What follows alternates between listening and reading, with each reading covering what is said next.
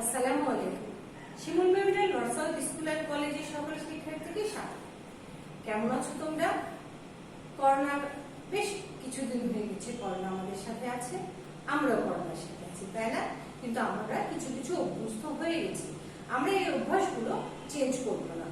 আমরা বারবার আবার এখনো সাবান দিয়ে হাত ধোবো, পুষ্টিকর খাবার খাবো এবং তোমরাও এই কাজটা করবা। বারবার সাবান দিয়ে হাত ধোবা, পুষ্টিকর খাবার খাবা, বাইরে গেলে মাস্ক ইউজ করবা, পরিষ্কার পরিচ্ছন্ন থাকবা আর মন দিয়ে পড়াশোনা করবা। সামনে তোমাদের অ্যাসাইনমেন্ট যাবে। এই অ্যাসাইনমেন্ট গুলো সরকার কর্তৃক প্রদত্ত, যে কারণে আজকের ক্লাসটা আমি আবার তোমাদেরকে নতুনভাবে সাজিয়ে পড়াচ্ছি। কারণ আমার প্রথম অ্যাসাইনমেন্ট যাবে প্রথম অধ্যায়ের উপরে, তা যে কারণে আমি তোমাদেরকে আজকে প্রথম অধ্যায়ের উপরে একটা ক্লাস নিয়েছি, ব্যবসায়িক উদ্যোগের নবম শ্রেণী। বুঝতে পেরেছো? আমি সারাবি আসবে সহকারী শিক্ষক, আজকে তোমাদের ক্লাস নেব। আজকে আমার পাঠ শিরোনাম হচ্ছে অধ্যায় প্রথম ব্যবসায়িক পরিচিতি। একটা এখানে দেখো ব্যবসায়ের ছবি দেওয়া হয়েছে, এখানে একটা বাজারের ছবি দেওয়া হয়েছে, এখানে ব্যবসায়িক আছে, এখানে ক্রেতা আছে, এখানে কিছু পণ্য আছে।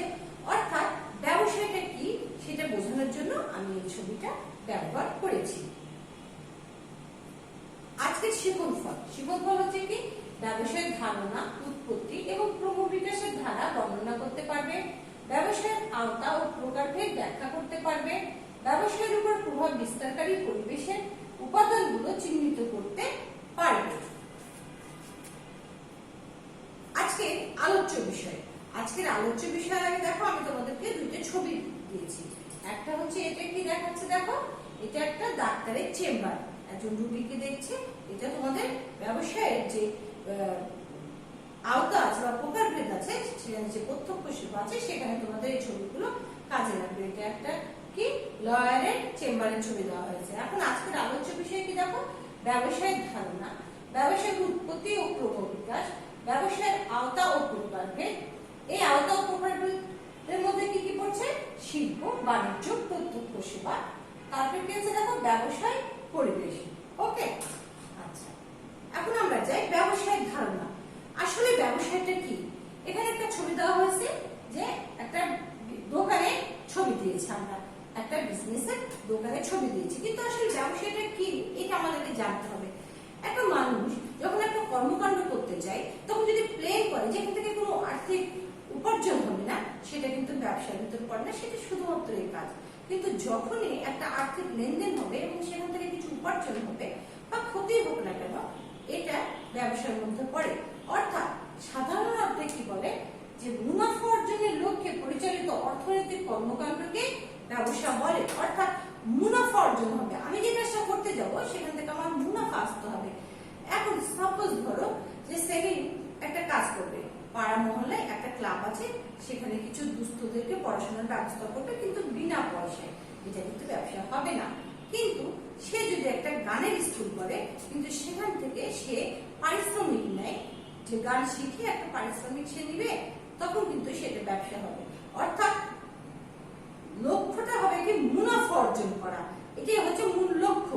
এই জন্য বলা হয় ব্যবসা হচ্ছে অর্থনৈতিক কর্মকাণ্ড। এই ব্যবসার মধ্যে কিন্তু একটা পণ্য উৎপাদন থেকে শুরু করে ভোক্তা পর্যন্ত পৌঁছানো পর্যন্ত সমস্ত কাজের সমষ্টি, এবং এতে যে অর্থনৈতিক কর্মকাণ্ড গুলো হয় তার সমষ্টিকে ব্যবসায় বলে। এখন আসি ব্যবসায়ের উৎপত্তি এবং ক্রমবিকাশের ধারা। আমরা যদি একটু পেছনের দিকে যাই, প্রথম থেকে কিন্তু ব্যবসা ছিল না। মানুষ যখন প্রথমে আদিম যুগে যদি চলে যায়, তো প্রথমে কিন্তু ব্যবসা ছিল না। মানুষ একে অপরের সাথে থাকতো, কৃষি কাজ করতো, এইসব কাজ করার মধ্যে পড়ে। কিন্তু কালের বিবর্তনে ব্যবসা আস্তে আস্তে উন্নতির দিকে বা নতুন নতুন ধাপে এগোচ্ছে। সে কারণে বলা হচ্ছে যে ব্যবসায়ের ক্রমবিকাশের ধারাকে প্রাচীন, মধ্য ও আধুনিক যুগ এই তিনটি পর্যায়ে বিভক্ত করা হয়েছে। অর্থাৎ ব্যবসায়ের যে ক্রমবিকাশের ধারা আছে, সেই ধারাটাকে তিনটি পর্যায়ে বিভক্ত করা হয়েছে। আমরা প্রথমে যদি বলি প্রাচীন যুগ। প্রাচীন যুগে দেখো এখানে একটা আমি ছবি দিয়েছি, কি করছে দেখো, পশু শিকার করছে। অর্থাৎ প্রাচীন যুগে ব্যবসা বলতে তোমার ওই এখনকার মতো ব্যাংকে গিয়ে লেনদেন করা, এটিএম বুথে টাকা তোলা, কার্ডের মাধ্যমে টাকা প্রদান করা, এইসব কিন্তু ছিল না। তখন কি ছিল, কয়েকজন মিলে পশু শিকার করতো, সবাই মিলে ভাগ করে খেত। তার সাথে দেখো আরো কি আছে, দেখো এখানে কি হচ্ছে, কেউ কৃষি কাজ করছে, কেউ মৎস্য তুলে নিয়ে আসছে, এবং এইসব একে অপরের মধ্যে বিনিময় প্রথাটা ছিল। যারা কৃষি কাজ করতো তারা হয়তো কিছু ধান টাল চাল টাল দিয়ে দিল, যারা মৎস্য শিকার করতো তারা তাদেরকে মাছ দিল, বা যারা পশু শিকার করছে তারা সেখান থেকে পশুর কিছু মাংস দিয়ে দিল। এইভাবে একে অপরের পণ্য দ্রব্য তখন ট্রান্সফার হতো, তখন কিন্তু অর্থের লেনদেনটা হতো না।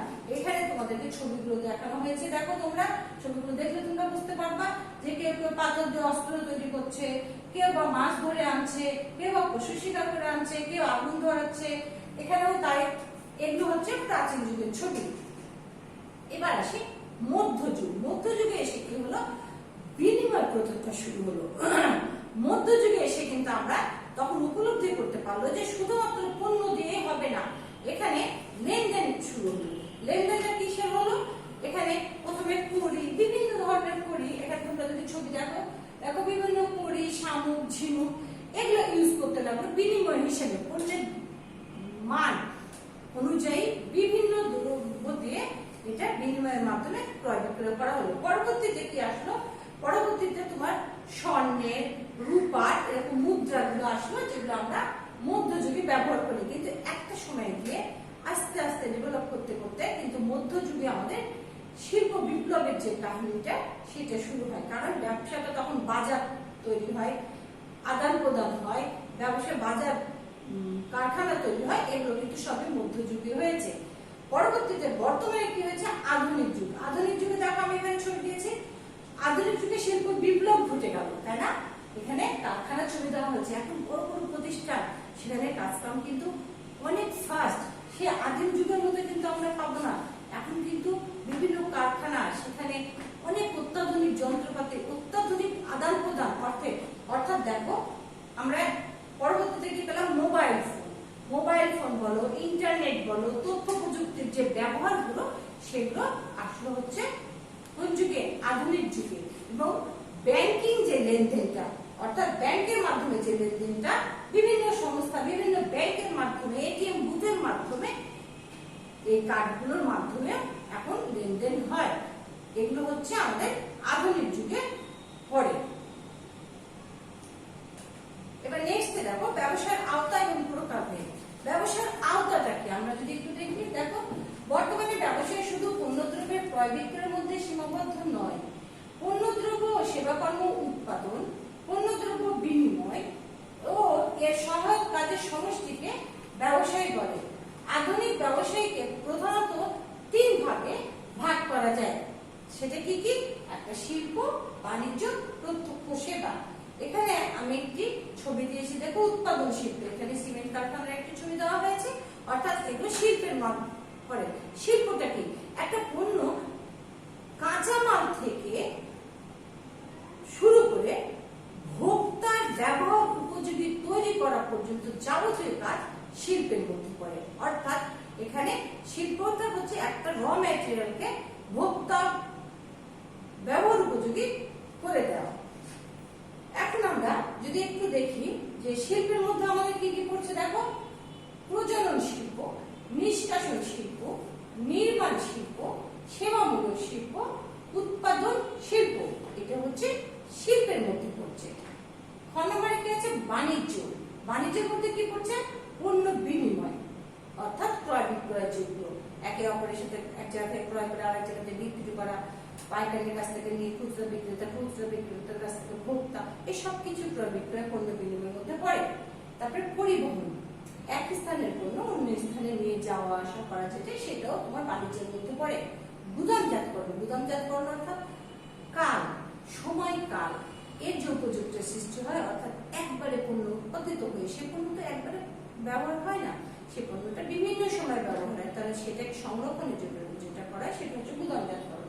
তারপরে ব্যাংকিং, ওই যে বললাম ব্যাংকের মাধ্যমে বর্তমানে বিজনেস করা হয়, ব্যাংকের মাধ্যমে টাকা যাচ্ছে, সেই টাকা এক জায়গা থেকে তুলছে, আমরা ব্যাংক থেকে লোন নিচ্ছি, সেখানে ঋণ পরিশোধ করছি, এবং বিভিন্ন ব্যাংকে তারাও কিন্তু একটা বিজনেসম্যানেরই পর্যায়ে করছে। তারপরে বীমা, বিজ্ঞাপন। বীমা অর্থ তোমার দুর্ঘটনা এড়ানোর জন্য সাধারণত বীমা করা হয়ে থাকে। একটা নির্দিষ্ট পরিমাণ অর্থ বীমা কোম্পানির কাছে ইন্স্যুরেন্স করার মাধ্যমে যদি কখনো কোনো সমস্যা হয় তাহলে তারা সেখান থেকে আমাদের সেই যে দুর্ঘটনাজনিত বলো, অগ্নিকাণ্ডজনিত বলো, বীমার জন্য কিছু অর্থ প্রদান করে থাকে। সেটা হচ্ছে বীমা। আর বিজ্ঞাপন, তোমার পণ্যটা হয়েছে, বাট পণ্যটা ভোক্তা জানবে কি করে? তুমি কি পণ্য তৈরি করেছো, কিভাবে ব্যবহার করবে, সবকিছু কিভাবে জানবে? এই জানা নেওয়ার ব্যাপারটাই এটা বিজ্ঞাপনের মাধ্যমে ভোক্তার কাছে পৌঁছায় এবং এটা বাণিজ্যের মধ্যে পড়ে। তারপরে আসে প্রত্যক্ষ সেবা। প্রত্যক্ষ সেবায় কি আছে? আইন বৃত্তি, ডাক্তারি, প্রকৌশল বৃত্তি, অর্থাৎ এই প্রত্যক্ষ সেবা এখানে পণ্য নাই, কিন্তু পরামর্শ আছে। এই পরামর্শের দাম আছে। তুমি যদি একটা উকিলের কাছে যাও, সেখানে তুমি যদি কোনো কেসের ব্যাপারে তোমার কোনো সলিউশন চাও, সে যদি তোমাকে হেল্প করে, অবশ্যই তার বিনিময়ে তুমি একটা পারিশ্রমিক দেবে। এটাও একটা ব্যবসা। আবার ডাক্তারের কাছে যদি যাওয়া যায়, ডাক্তার যে প্রেসক্রিপশন করে দেয়, সেখানে একটা ভিজিট নেয় না, সেই ভিজিটটা একটা বিজনেসের মধ্যে পড়ে। Audit farm. তারপর প্রকৌশল, একটা বাড়ি তৈরি করবা, তুমি একটা ইঞ্জিনিয়ারকে দিয়ে একটা প্ল্যান পাস করাবা, তারা তাদের পারিশ্রমিকটা দিবে, সেটাও বিজনেসের মধ্যেই পড়ে। এবার আসি ব্যবসায়িক পরিবেশ। ব্যবসায়িক পরিবেশটা কি? তাহলে আমরা আজকে ব্যবসায়িক পরিবেশটা কি, আসলে পরিবেশ দেখেন। এখানে আমি একটা ছবি দিয়েছি, দেখছেন? সুন্দর একটা পরিবেশ না? এখানে ফুলের বাগানে কি দিচ্ছে? বিভিন্ন সার দিচ্ছে বা বীজ দিচ্ছে পোকামাকড়ের জন্য। এখানে ফুলের ব্যবসা করছে। আমি একটু পরিবেশের দিকে যাই। ব্যবসায়িক পরিবেশ যেসব প্রাকৃতিক ও অপ্রাকৃতিক উপাদান দ্বারা ব্যবসায়িক সংগঠনের গঠন, কার্যাবলী, উন্নতি ও অবনতি প্রত্যক্ষ ও পরোক্ষভাবে প্রভাবিত হয়, সেগুলোর সমষ্টিকে ব্যবসায়িক পরিবেশ বলে। অর্থাৎ ব্যবসায়িক পরিবেশের উপাদানগুলোকে প্রধানত 6 ভাগে ভাগ করা যায়। অর্থাৎ যে প্রাকৃতিক বলো, অপ্রাকৃতিক বলো, যে উপাদানগুলো ব্যবসায়িক সংগঠনকে সম্পৃক্ত অর্থাৎ গঠনে, কার্যাবলীতে, উন্নতিতে, অবনতিতে কাজে লাগে বা প্রভাব বিস্তার করে, সেটা প্রত্যক্ষভাবে হতে পারে, পরোক্ষভাবে হতে পারে, সেগুলোকে আমরা ব্যবসায়িক পরিবেশ বলছি। এই ব্যবসায়িক পরিবেশকে প্রধানত হয়তো অনেক যোজন বিয়োজন আছে, বাট মোটামুটি 6 ভাগে ভাগ করা যায়। আমি তোমাদেরকে ভাগগুলো বলছি, দেখো।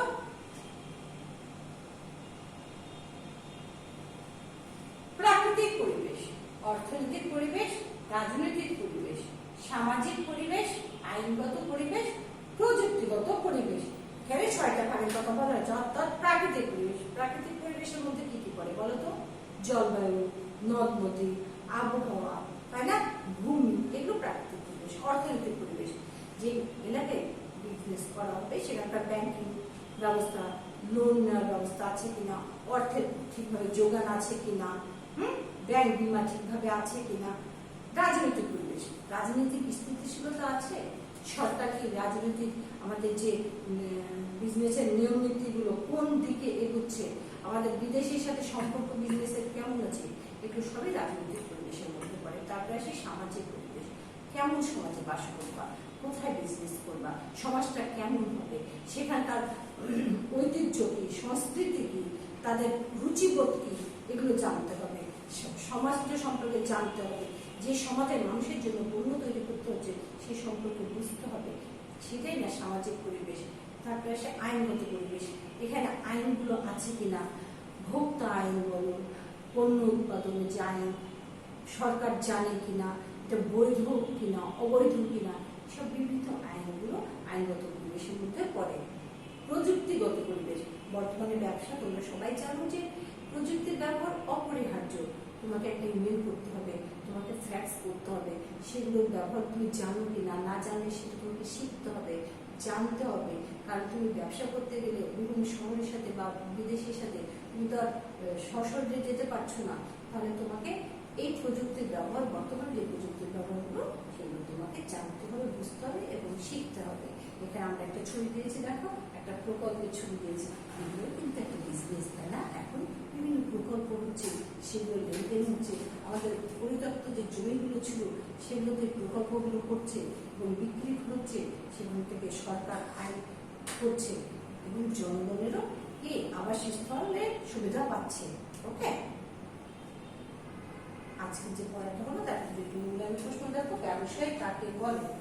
ব্যবসায় কাকে বলে? ব্যবসা হচ্ছে অর্থনৈতিক কর্মকাণ্ডকে, সাধারণত অর্থনৈতিক কর্মকাণ্ডকে কি মুনাফা অর্জনের লক্ষ্যে অর্থনৈতিক কর্মকাণ্ডকেই ব্যবসা বলে। প্রাচীন যুগের উপাদানগুলো কি কি বলো তো? প্রাচীন যুগের মৎস্য শিকার, তাই না, কৃষিকাজ, পশু শিকার, এগুলো হচ্ছে প্রাচীন যুগের উপাদান।